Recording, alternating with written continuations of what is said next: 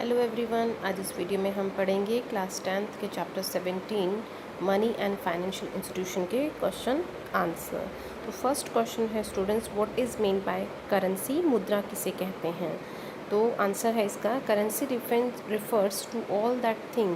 Currency उस चीज़ को कहेंगे which has generally acceptability and can be exchange for goods and services. जिसे हम वस्तुओं और सेवाओं के लिए कोई किसी को भी अगर देते हैं तो वो एक्सेप्टेबल होती है, कोई भी उसको एक्सेप्ट करता है, स्वीकार करता है। क्वेश्चन नंबर 2 है, state the meaning of exchange. विनिमय का अर्थ बताइए। तो exchange refers to exchange of goods and services against any currency. किसी भी करेंसी के द्वारा जब आप सेवाओं और वस्तुओं का एक्सचेंज करते हैं, आदान प्रदान करते हैं, उसे हम विनिमय कहते हैं। What do you mean by cheque. Cheque से आप क्या समझते हैं। तो cheque is a banking instrument, एक बैंकिंग इंस्ट्रूमेंट है इन राइटिंग, जो कि लिखित में होता है। That contains an unconditional order address to a banker to pay on a demand or a certain sum of money only to or to the bearer of it. यानी एक ये लिखित लेख होता है जिसके ऊपर कि मेंशन किया होता है कि बैंक जो है उस चेक के ऊपर जिसको मेंशन किया गया है उसको वो राशि जो है उसको देनी है या उसके अकाउंट में देनी है। That has to be depend on the checker who has to be given that cheque. Question number 4, what is the name of Indian currency. कि भारतीय मुद्रा का नाम क्या है। तो the name of Indian currency is Indian national rupee. Question number 5, what is the central bank of India. भारत का केंद्रीय बैंक कौन सा है। Central bank of India is Reserve Bank of India है। Question number 6, what do you mean by savings. कि आप बचत से क्या समझते हैं। Savings refers to excess of income over consumption, यानी उपभोग के बाद जो हमारी आय का हिस्सा बच जाता है उसे हम बचत कहते हैं। Question number 7, Indian rupee is represented by which sign. कि भारतीय जो रुपया है उसका चिन्ह क्या है, उसका प्रतीक क्या है। तो Indian rupee is represented bye, Indian rupee जो है वो रिप्रेजेंट करता है इस तरह से 2 लाइनों के साथ में। यहाँ पे इसमें दिया नहीं गया है but you have to be mention it. 8th question है आपका, which paper currency was demonetized in 2016 by Indian government. कि भारत सरकार द्वारा 2016 में कौन कौन से नोटों का विमुद्रीकरण जो है वो किया गया था, कि इनको बंद कर दिया गया था।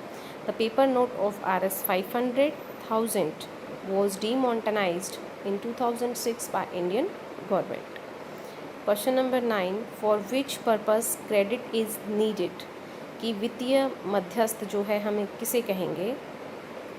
तो answer is credit is needed for productive as well as non productive purpose. की प्रोडक्टिव और नॉन प्रोडक्टिव दोनों ही पर्पस के लिए जो है हमें वित्तीय मध्यस्थ की ज़रूरत होती है।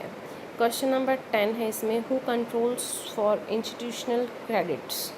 कि ऋण की आवश्यकता जो हम ये कहें कि हु कंट्रोल्स इंस्टीट्यूशनल क्रेडिट्स, जो इंस्टीट्यूशनल जो क्रेडिट्स होते हैं, लेन देन होता है, उसे कंट्रोल कौन करता है। तो institutional credit in India is control by the government of India और रिजर्व बैंक ऑफ इंडिया। की भारत सरकार उसे कंट्रोल करती है या भारत का जो केंद्रीय बैंक है जिसे रिजर्व बैंक ऑफ इंडिया हम कहते हैं, वो उसको रिजर्व करता है। Who are financial mediators. Financial mediators कौन होते हैं, वित्तीय मध्यस्थ हम किसे कहेंगे। तो आंसर है, financial mediators refers to those institutions of firms which act as a bridge, जो एक ब्रिज का काम करते हैं, सेतु का काम करते हैं between depositors and the creditors, जमाकर्ता और जो लेनदार होते हैं उनके बीच में। These institutions pool the savings of depositors. ये इंस्टीट्यूशंस जो हैं डिपोजिटर्स की पैसे को जमा करते हैं और क्रेडिट करते हैं उन लोगों को जिनको कि ये प्रोडक्शन के लिए चाहिए होता है। फिर आपके इसमें है शॉर्ट टाइप आंसर। अभी हमने वेरी शॉर्ट किए थे, अभी हैं शॉर्ट टाइप आंसर्स हैं, क्वेश्चन आंसर्स हैं। फर्स्ट क्वेश्चन है, what do you mean by barter system. Barter system से आप क्या समझते हो। तो barter system in which goods and services are exchange for some other goods and services. कि जिसमें सेवाओं और वस्तुओं का ही लेन देन होता था, उन्हीं का मतलब हम ये कहें कि बदलाव किया जाता था, एक्सचेंज किया जाता था गुड्स और सर्विसेज के बदले में ही। यानी आज अगर हम जो एक्सचेंज करते हैं वो हम जैसे वस्तुओं के बदले हम पैसा देते हैं, लेकिन बार्टर सिस्टम में क्या होता है कि वस्तुओं के बदले वस्तुएं और सेवाओं के बदले सेवाएं ही एक्सचेंज की जाती थी। It was used when evolution of money did not take place. ये तब इस्तेमाल किया जाता था जब मनी जो है वो इवोल्यूशन में नहीं था। Still in certain remote areas barter system exist. हो सकता है कि आज भी जो दूरग्रस्त जो क्षेत्र हैं वहाँ पे बार्टर सिस्टम आज भी चलता हो। सेकंड क्वेश्चन है what were the drawbacks of barter system. Barter system जो है उसकी हम ये कहें कि जो वस्तु विनिमय प्रणाली है उसकी क्या क्या परेशानियां हैं, क्या क्या उसकी कमज़ोरियां हैं, उसकी कठिनाइयां हैं। तो बार्टर सिस्टम में जो हम कहें कि बहुत सारी प्रॉब्लम्स हैं, जैसे कि because of which is did not succeed, जिसकी वजह से ये सफल नहीं हुआ। Most common are double coincidence of wants, यानी कि कोइंसिडेंस जो है इसमें बहुत ज़्यादा होता था कि सपोज़ जैसे हमने इसमें चैप्टर में हमारा एग्जांपल आया था कि आपके पास में घोड़ा है, आपको भेड़ चाहिए, तो क्या भेड़ के बदले में आप घोड़े को एक्सचेंज कर सकते हो? नो, उसको हम डिवीज़न भी नहीं कर सकते हैं घोड़े का। तो इस तरह की जो प्रॉब्लम्स आती हैं ये बहुत मेजर प्रॉब्लम्स थी इस के अंदर। फिर है lack of common unit of value, कि हम उसका जो मूल्य है उस चीज़ को हम आंक नहीं सकते थे। डिफ़िकल्टी ऑफ फ्यूचर पेमेंट्स, भविष्य में भी आप उसका पेमेंट नहीं कर सकते हो। And difficulty of storage of value, कि इन तरह की जो वैल्यू जो ये था बार्टर सिस्टम में, इसमें आप सेविंग्स नहीं कर सकते हो, स्टोरेज उसका नहीं कर सकते हो। क्वेश्चन नंबर 3 है इसमें explain money as a measure of value, कि जो है हमें मनी जो है उसे एक मेज़र ऑफ वैल्यू जो है माप का जो हम कहें कि एक मापदंड जो है उसको कैसे कह सकते हैं। तो money serves as a measure of value. In other words अगर हम कहें, it serves as a unit of account. Unit of account means that the value of each goods and services is measured in the monetary unit, जिसको हम पैसे में आंक सकते हैं। With the help of money we can express each unit of goods और services in terms of money, यानी पैसे के बदले जो है हम किसी भी वस्तु या सेवा का जो मूल्य है उसे हम आंक सकते हैं। फॉर एग्ज़ाम्पल हम कहें तो चॉकलेट जो है वो 10 रुपये की है, यानी एक पर्टिकुलर चॉकलेट का जो पैकेट है वो 10 रुपीज़ का है, तो वहाँ पे हम उसमें कितने पीसेस हैं उसको हम 10 रुपीज़ की वैल्यू के अकॉर्डिंग उसको आंक रहे हैं। नेक्स्ट क्वेश्चन है what do you mean by credit. Credit क्या है? तो it refers the total borrowing capacity bank provide to the borrowers, कि जो भी उधार लेने वाले हैं उनकी क्या कैपेसिटी है, जो टोटल कैपेसिटी होती है। It allows borrowers to buy goods और services on a fixed monthly payment for specific period. Question number 5 इसमें आपका है what are demand deposit. Demand deposit हम किसे कहते हैं? तो demand deposits are the deposit with the banks which can be demanded by the depositors when they required, कि हम ये कहें कि जब भी इनको ज़रूरत होती है वो अपनी इन डिमांड्स इनको डिपॉजिट्स को वो ले सकते हैं। Deposits with the bank in saving and current accounts are called as demand deposits. जैसे कि चालू खाता है या बचत खाता जो है, इन दोनों को ही हम डिमांड डिपॉजिट्स के अंदर इंक्लूड करते हैं। What are the limitations of the metal currency, की जो धातु मुद्रा है उसकी क्या सीमाएँ हैं। The metal currency was not easy to transfer, उसे हम आसानी से एक स्थान से दूसरे स्थान पे नहीं ले जा सकते हैं। It's cost of minting was high, उसको बनाने की जो कीमत है वो बहुत ऊंची हो जाती है। Rising demand of currency was not possible to meet out, और जो डिमांड है मार्केट में करेंसी की उसको पूरा करना मेटल करेंसी से पॉसिबल नहीं है। नेक्स्ट क्वेश्चन इसमें आपका आता है what do you mean by financial organisation, explain with them, कि फाइनेंशियल ऑर्गेनाइजेशंस वित्तीय संस्थाएं किसे कहते हैं, हमें उसके एग्जांपल भी यहाँ पे देना है। तो it refers to an institution, public और प्राइवेट वो हो सकता है, सार्वजनिक या किसी निजी हो सकता है, जो कि फ़ंड्स को कलेक्ट करता है पब्लिक से और अदर इंस्टीट्यूशन से और इन्वेस्ट करता है उन्हें फाइनेंशियल असिस्ट के लिए। Commercial banks are the example of financial organisation, जो आपके कमर्शियल बैंक है, वित्तीय बैंक जो हैं उनको हम ये कहें कि वो एक उदाहरण है फाइनेंशियल ऑर्गेनाइजेशन का। दे कीप डिपॉजिट्स, वो डिपॉजिट्स को एक्सेप्ट करते हैं फ्रॉम द पब्लिक, लोगों से, और इन्वेस्ट करते हैं उन्हें फाइनेंशियल असिस्ट के लिए, लाइक शेयर्स हैं, म्यूचुअल फंड्स हैं उनके लिए। फिर आपका क्वेश्चन नंबर 8 आता है what do you mean by local bankers. आप लोकल बैंकर्स जो हैं, देसी बैंकर किसे कहते हैं, और इनकी जो है हमें 3 जो इनकी प्रमुख विशेषताएं हैं उनको हमें यहाँ पे बताना है। तो it refers to the private firms of individuals which act as a bank, ये निजी जो होती हैं या प्राइवेट फर्म्स होती हैं जो कि बैंक की तरह ही काम करती हैं, और these are the important source of non institutional sources of credit in India. तो ये भी एक महत्वपूर्ण सोर्स हम कह सकते हैं कि भारत के अंदर गैर संस्थागत जो हम ये कहें कि वित्तीय स्रोत इनके अंदर आते हैं। तो इनकी जो विशेषताएं हैं वो हम ये कहें कि ये they accept the deposits of people, ये लोगों से जमाएँ जो हैं उनको स्वीकार करते हैं। They help in transferring of funds from one place to another, ये एक स्थान से दूसरे स्थान पर फंड्स को ट्रांसफ़र करते हैं। They are not only the bankers but also the advisers too, ये सिर्फ बैंकर्स का ही काम नहीं करते हैं, ये एक सलाहकार का भी काम करते हैं। नेक्स्ट क्वेश्चन आपका आता है, what do you mean by institutional sources of credit, कि इंस्टीट्यूशनल सोर्स ऑफ क्रेडिट जो है उसे आप क्या समझते हैं। Explain with the help of examples. तो institutional source of credits are organisation, ये एक तरह की ऑर्गेनाइजेशन होती हैं which are control by the government, जो कि सरकार द्वारा कंट्रोल की जाती हैं, और जैसे कि हम कहें कि और सेंट्रल बैंक के द्वारा जो कंट्री का है वो से कंट्रोल करता है। लाइक ऑल कमर्शियल बैंक्स जो होते हैं, commercial banks are operating under Reserve Bank of India and follow the monetary policy led by RBI. Reserve Bank of India की जो भी पॉलिसीज़ होती हैं पैसे को लेकर, वो इन कमर्शियल बैंक्स को हैंडल करनी पड़ती हैं, उन्हें फॉलो करना पड़ता है। They not only work for the profit but also the social betterment, यानी ये सिर्फ फ़ायदे के लिए ही काम नहीं करते हैं बल्कि सामाजिक सुधार के लिए भी जो है समाज में काम करते हैं। नेक्स्ट क्वेश्चन आपका आता है इसमें, question number 10, explain money lender as a source of credit, कि साख के स्रोत में जो है साहूकार को हमें समझाना है कि साहूकार जो है मनी लैंडर जो है किस तरह से काम करते हैं। तो money lenders operate under social constitutional source of credit, they use their own capital for the purpose of lending, यानी उधार के लिए वो खुद का पैसा इस्तेमाल करते हैं।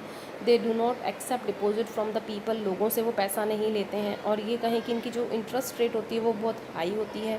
People who are unable to reach to the bank, और जो लोग बैंक नहीं जा सकते हैं वो साहूकारों से पैसा उधार लेते हैं। Money landers generally land money against the colorectal but sometimes they land on the goodwill of the creditors, ये जो हैं कि उनके पास में जो किसी चीज़ को गिरवी रख कर पैसा उधार देते हैं, लेकिन कई बार जो है ये अगर क्रेडिटर को जानते हैं, उसकी मतलब उसको अच्छे से जान पहचान है, तो भी वो पैसा उसको उधार आराम से दे देते हैं, इसमें पेपर वर्क नहीं होता है। अब इसमें आपके आते हैं long question and answer. Explain the stages of development of currency, कि हमें कहें कि मुद्रा के विकास के विभिन्न चरणों की व्याख्या हमें यहाँ पे करनी है। तो सबसे पहले हम इसमें करते हैं कि barter system. Barter system is the first stage of development of money. When money did not exist, economy followed barter system under which goods and services were exchange from some other goods and services, but this system had many drawbacks। जैसे कि हमने ऊपर जो question आया था उसमें discuss किया था कि बार्टर सिस्टम में बहुत सारी प्रॉब्लम्स होती हैं, जिसकी वजह से ये जो है इकोनॉमी में एक्सपेंड नहीं हो पाया, और इसी के ड्रॉबैक्स के कारण हमें ये कही कि कॉमन यूनिट जो है वो स्टोर नहीं कर पाते थे इसको, ये डिफ़र नहीं कर पाता था पेमेंट्स को, इस वजह से जो है ये नहीं चला। फिर अगर हम मुद्रा की आगे बात करें कि उसका डेवलपमेंट कैसे हुआ, तो बार्टर सिस्टम के बाद में आया metal coin. The soon barter system was replace by metal coin, से उसको रिप्लेस किया गया। Initially things made of metals और metal pieces were used as a currency. Later on, these metal pieces were stamped and its value was written on it. As a transfer of metal coin was not convenient and its cost of minting was too high, it was soon drop out। यानी कि इसका जो बनाने का जो खर्चा था वो बहुत ज़्यादा था, ये डिमांड को पूरा नहीं कर पाता था, या हम ये कहें कि ये बहुत कैरी करने में इसको बड़ी मुश्किल होती थी, तो इसलिए जल्दी ही ये मेटल कॉइन वाला जो सिस्टम है ये भी ज़्यादा लंबा नहीं चला और ये भी ड्रॉप आउट हो गया। इसके बाद में जो थर्ड स्टेज अगर हम बात करें, पेपर करेंसी को लागू किया गया। तो due to limitations of metal currency में जो प्रॉब्लम्स रही, जो सीमाएं रही, उसकी वजह से जो है पेपर करेंसी को अस्तित्व में लाया गया। It was free from all the limitations which metal currency had, जो भी समस्याएं, जो भी सीमाएं मेटल करेंसी की थी वो इसमें नहीं आई। Its supply can also increase easily with the rising demand, जैसे जैसे डिमांड बढ़ती है इसकी सप्लाई को आप आसानी से बढ़ा सकते हो। नेक्स्ट सेकंड क्वेश्चन इसमें आता है, explain examine the different functions of currency, कि हमें मुद्रा के प्रमुख कार्यों को जो है उनकी विवेचना यहाँ पे करनी है। तो ये मुद्रा क्या क्या कार्य करती है, क्या क्या फंक्शंस करती है मनी। तो फर्स्ट हम कहें कि एक मीडियम ऑफ एक्सचेंज है, जो कि किसी भी सामान को खरीदने या बेचने के काम में हम पर्पज़ में करते हैं। फिर मेज़र ऑफ वैल्यू के रूप में, यानी इसके थ्रू जो है हम किसी भी प्रोडक्ट या सर्विसेज को वैल्यू कर सकते हैं कि वो कितने रुपए की है। स्टैंडर्ड ऑफ डिफर पेमेंट्स, अलग अलग तरह से आप इसका पेमेंट कर सकते हैं। फिर फोर्थ पॉइंट पे अगर हम कहें तो आप इसको ईजिली जो है स्टोर कर सकते हो, ठीक है, फिर हम कहें ट्रांसफ़र ऑफ वैल्यू, तो money serves as a convenient mode of transfer of value. It can be conveniently transfer of any part of the world. इसको आसानी से विश्व के किसी भी स्थान पर आप आराम से ले जा सकते हो, ठीक है। तो ये हो गए आपके मनी के जो हमें कहेंगे फंक्शंस हो गए। थर्ड क्वेश्चन है explain in detail the function of the commercial bank, की वाणिज्य बैंकों के कार्य को हमें विस्तार से यहाँ पे बताना है। तो सबसे पहला जो काम ये करते हैं कि एक्सेप्ट करते हैं डिपॉजिट्स, कि कोई भी जो पब्लिक होती है वो यहाँ पे अपने पैसे को जमा करवा सकती है। एडवांसिंग लोन्स, ये लोगों को उनकी ज़रूरत के अनुसार जो है हम ये कहें कि गुड्स और सर्विसेज पे लोन प्रोवाइड करवाते हैं। अदर फंक्शंस में हम ये कहें तो जिस तरह से ये इंश्योरेंस पॉलिसीज़ हैं, लोकल फैसिलिटीज़ हैं, कलेक्शन ऑफ स्टैटिकल डाटाज़ हैं, ये सारे काम जो हैं ये आपके कमर्शियल बैंक करते हैं। क्वेश्चन नंबर 4 इसमें आता है explain the role of currency in economy, की अर्थव्यवस्था में मुद्रा की क्या भूमिकाएं हैं वो हमें यहाँ पे बतानी है। तो फर्स्ट हम कहें कि currency has made transfer of money easy, currency जो है उससे पैसे का जो ट्रांसफ़र है, स्थानांतरण है, वो आसान हो गया है। इससे जो है क्रेडिट क्रिएशन जो है वो हमें प्रोवाइड होता है। ये हमें सेविंग्स और इन्वेस्टमेंट के लिए जो है हमारी कैपेसिटी जो है उसको इंक्रीज़ करती है, कि हम लोग जो है कन्वर्ट करते हैं अपने सेविंग्स को इन्वेस्टमेंट्स में, या इंक्रीज़ इन प्रोडक्शन में हम करते हैं। और इससे हम ये कहें कि it provide maximum satisfaction to the consumers and leads to welfare in the economy, कि ये कंज्यूमर को ज़्यादा से ज़्यादा संतोष देती है। और फिर हम ये कहें कि ये अर्थव्यवस्था के सुधार के लिए भी इस्तेमाल की जाती है। It provide freedom to the consumer to make choice between goods and services, यहाँ पे कंज्यूमर्स के सामने चॉइसेस होती हैं कि वो गुड्स और सर्विसेज को किसी को भी ले सकता है। It lead to increase in domestic and international trade, ये घरेलू और अंतर्राष्ट्रीय व्यापार को बढ़ावा देती है। It help government in launching social welfare scheme, ये समाज सुधार के लिए जो है सरकार को नई स्कीम्स लॉन्च करने के लिए भी हेल्प करती है। It leads to distribution of wealth amongst various factors of the production. अब आपका आता है question number 5, difference between institutional and non institutional sources of credit, कि हमें जो संस्थागत और गैर संस्थागत जो वित्तीय स्रोत हैं उनके बीच में अंतर बताना है। तो डेफिनेशन के अंदर ही सबसे पहले हम अंतर बताते हैं कि ये जितने भी आपकी आप हम ये कहें कि जो इंस्टीट्यूशनल सोर्सेज हैं ये रिज़र्व बैंक के द्वारा गवर्न किए जाते हैं या भारत सरकार के द्वारा किए जाते हैं।